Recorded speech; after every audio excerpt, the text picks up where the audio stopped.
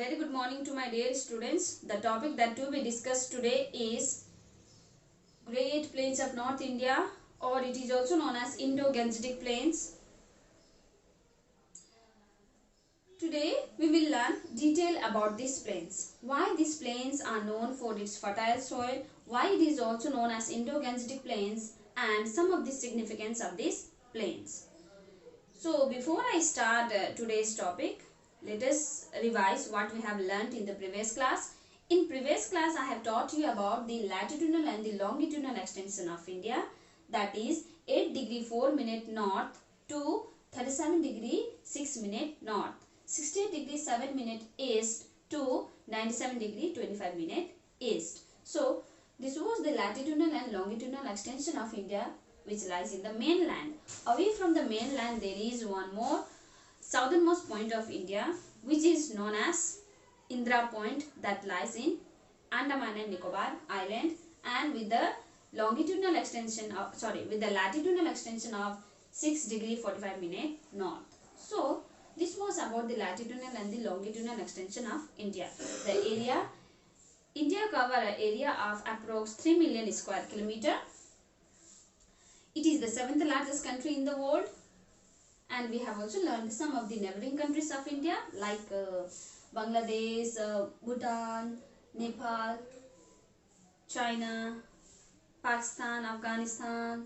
Then we have Myanmar, Maldives, Sri Lanka. So these are the neighboring countries of India, and there are 28 states and 9 union territories in India. And we have also discussed the first geographic division of India, or the physical features of India, that is the Himalayas mountain.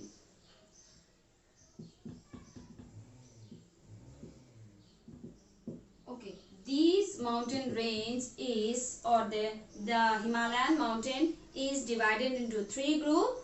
The Northwest Range,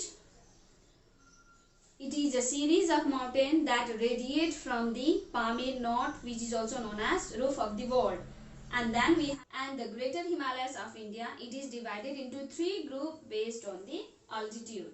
Then we have the Purvanchal mountain of India. So these are the 3 range of mountain range that we have in India. So these were the topic that we have discussed in the previous class. Now let us move on to the today's topic, the Great Plains of North India, or Indo-Gangetic Plains. The Great Plains of North India lies in the southern part of the northern Himalayas and the northern part of the Peninsula Plateaus.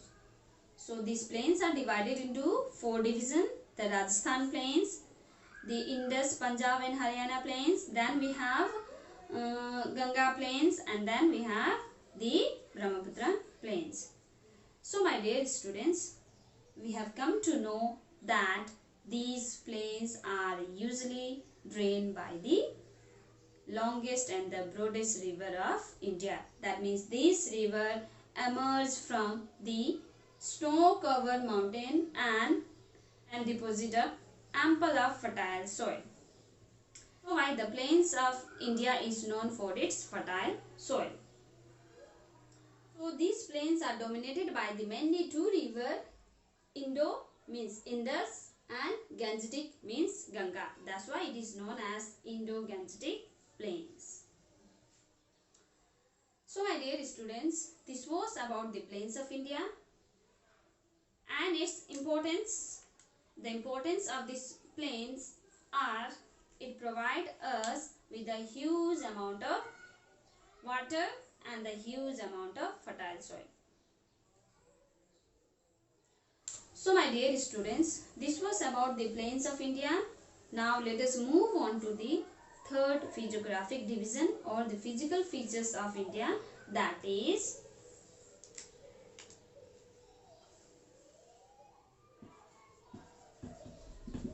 Peninsula Plateau.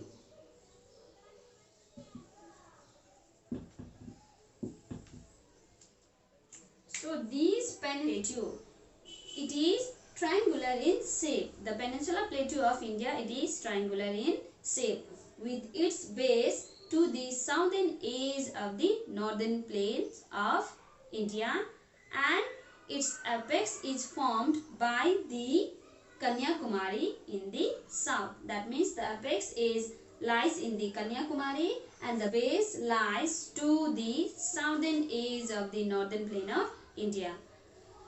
This plateau is also known as Deccan Plateau. This Deccan Plateau supply India with a huge number of minerals. Not only that, it supply a huge amount of black soil, and that soil is used for growing a cotton plant in India. That means the base of this plateau to the west we have Malwa Plateau, and to the east we have the Chota Nagpur Plateau, and its apex lies at the Kanyakumari. So these Chota Nagpur Plateau and Malwa Plateau provide India with a huge number of minerals. That's why this plateau is known as storehouse of minerals. Now let us move on to the another physiographic division or the physical features of India, that is coastal plains of India. So in India there are two coastal plains. To the eastern side we have eastern coastal plain, and to the western side we have the western coastal plains. The narrow strip of land which is found at the edges of the Peninsula Plateau, it is known as the coastal plain of India. The edges of land which is found at the eastern side, it is known as eastern coastal plain, and the edges of land which is found at the western side, it is known as western coastal plain. And these coastal plains of India cover a distance of 6,000 km, which start from the Rann of Kutch in the west till the Ganga Brahmaputra Delta in the east. And the eastern coastal plain, it is further divided into two parts, the northern Sikhars in the north and the Coromandel coast in the south. Same here, western coastal plain is divided into two parts, the Konkan coast in the north and Malabar coast in the south. So this was about the coastal plain of India. Now come to the another point, significance of the coastal plain of India. Significance of coastal plains of India. So the first significance that we have is the coastal plain of India provide India with a huge amount of fertile soil. It provides India with a huge amount of fertile soil. Number two, port cities. Most of the port city we have in these coastal plains of India, like Mumbai, Visakhapatnam, Kochi, Chennai.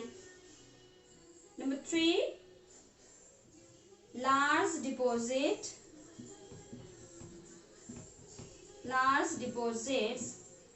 of minerals, oil. Large deposit of minerals oil. So Mumbai High provide a huge amount of mineral oil to India. Number four, fishing ground. It provide a huge amount of fishing ground to India. And the fifth one is production of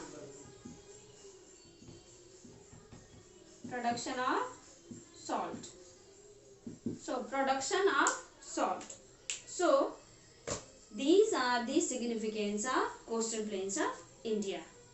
First one is fertile soil, second one port cities, large deposit of minerals, fourth one is fishing ground, then fifth one is production of salt. So my dear students, this was the end of the today's class. There are some more topic left to be discussed in this chapter. We will discuss in the next class. So till then, stay safe, stay home, take care.